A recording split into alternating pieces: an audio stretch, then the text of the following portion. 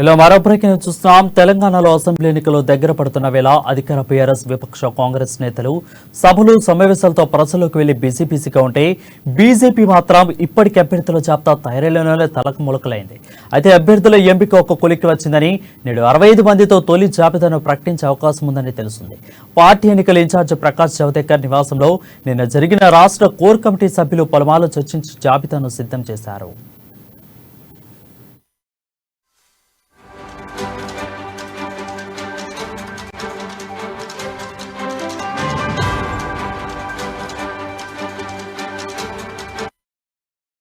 ఇక ఈ సమావేశంలో పార్టీ రాష్ట్ర ఇన్ఛార్జీలు తరుణ్ చుగ్, సునీల్ బన్సల్తో పాటు Telangana BJP chief Kishan Reddy, K Laxman, D Karuna, Bandi Sanjay, Etela Rajender తదితరులు పాల్గొనున్నారు.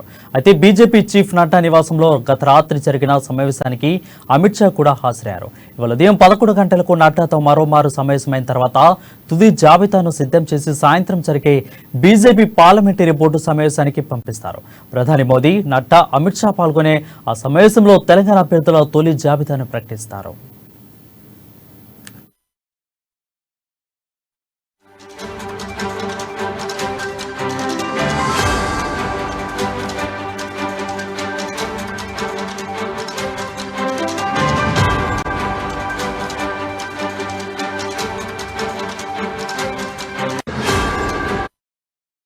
బ్రేకింగ్ న్యూస్ చూస్తున్నాం. తెలంగాణ అసెంబ్లీ ఎన్నికలు దగ్గర పడుతున్న వేళ అధికార బీఆర్ఎస్ విపక్ష కాంగ్రెస్ నేతలు సభలు సమావేశాలతో ప్రజల్లోకి వెళ్లి బిజీగా ఉంటే బీజేపీ మాత్రం ఇప్పటికే అభ్యర్థుల జాబితాను తయారీలో తన మొలకలైంది.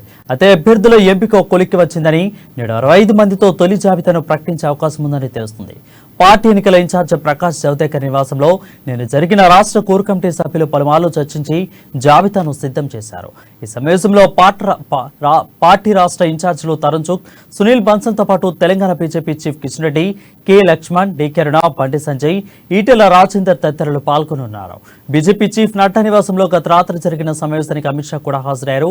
ఇవాళ ఉదయం 11 గంటలకు నడ్డాతో మరోవారు సమావేశమైన తర్వాత తుది జాబితాను సిద్ధం చేసి సాయంత్రం జరిగే బీజేపీ పార్లమెంటరీ బోర్డు సమావేశానికి పంపిస్తారు.